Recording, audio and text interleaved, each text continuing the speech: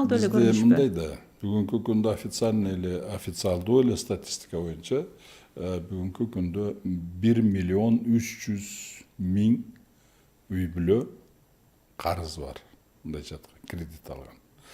Эгер ар бир үй бүлөдө жок дегенде, орто эсеп менен 5 киши боло турган болсо, 1 миллион 300 эгер көбөйтсөңөр, почти 80-90% мындайча айтканда биздин элибиз уже ушул кредиттик организацияларга уже полностью карызга батып бүткөн да, мындайча айтканда. Анан кийин жанагы 100 миңге чейин дегендер булар мындай да, мисалы булар мындайча айтканда бизнеске же болбосо өнүгүүгө алган кредит эмес да, бул чистый потребительский кредит да. Тамак ашка, тойго, бир машинка сатып алган же телевизор сатып, ошондой потребительский да, мындайча айтканда ошол жагы болуп атат да. Анан булардын кирешелери мындайча айтканда 3 айлыкны үстөк эмесин акчасын төлөп берген менен булардын проблемасы чечилбей атпайбы? Булардын талабы совсем башка болуп атпайбы? Биздин жанагы кредиттерибизди жеңилдетип, пайыздарыны төмөндөтүп, срогун узартып бергиле деген эме коюп атпайбы, талап. А бул деген жөн эле үстөк эмесин 3 айлыгын биз төлөп беребиз деген.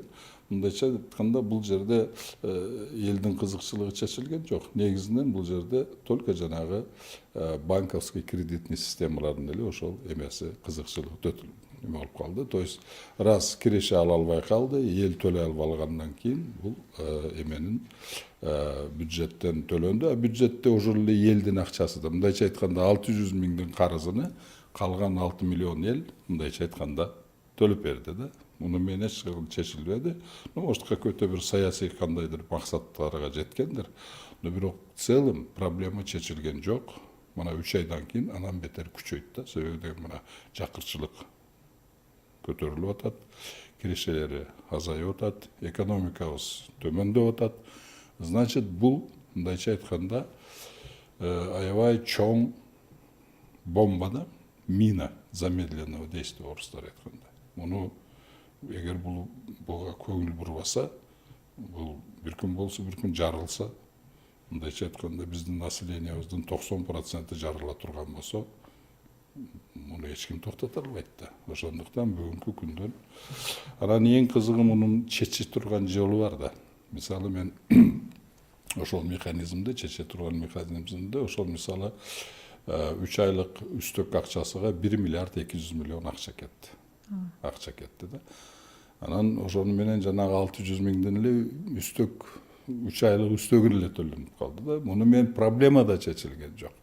Еще эмеге бюджетке кадимкидей эле нагрузка болду да. Анан кийин ал тараткан акчасы эффект бербеди да. Мындайча айтканда анын мындай чыгашасы болгондон кийин кирешеси болгон жок анын. Мындайча айтканда да мындай эле жок кылып берди да, как потребительский кредиттей болуп. А мен аларга механизмдерини предлагать этип атам, 5-каналда деле 2-3 жолу выступать эткен. Түздөн түз кайрылдым, президентке да кайрылдым, өкмөткө да кайрылдым. 1 миллиард 200 миллионду бергиле, мен ошол 1 миллион 300 миңдин эмесини узартып, иймесин төмөндөтүп берейин деп. Ал кантип ишке ашмак? Ал үчүн мындайча да, ал үчүн саясий эрк керек. Акча деле бар. Ошол эле 1 миллиард 200 миллион акча бар да. Туура, ошону эле ала турган болсок, может быть, бардыгы 1 миллион 300 миңди деп айта албайм, но бирок ошол эле 600 миң кишинин мисалы 18-20-30% болгон болсо, 12%ке чейин пайызын түшүрүп, и 1-2-3 жылга чейин эмесини узартып берсе, спокойный болот да. Ошондой финансовый механизм бар. Ал аны жанагы акча теориясыны азыркы современный, бүгүнкү современный теория денег деп коет. Ошол кыргызча кандай болот да, заманбап акча теориясыны эгер туура билген адам болсо, ошону туура иштетсе, анан кийин кандайдыр бир бизден жанагы улуттук банк жөнүндө законду, анан кийин банковский деятельность жөнүндө закондорго кандайдыр бир өзгөрүүлөрдү киргизе турган болсо, муну жөн эле чечип койсо болот да. Анан ушул негизи эле банктардагы насыялардын пайызын азайтууда көпчүлүк учурда мындай жооп айтылат. Алар жеке адамдардын банктары жеке менчик болгон үчүн мамлекет көп жерде кийлигише албайт деген. Ушул канчалык туура? Жок, ал жерге действительно ал жерге кирише албайт. Ал жерде эме да. Анан биздин банковский системанын мисалы где-то 50-55% биздин улуттук эмелердин баягы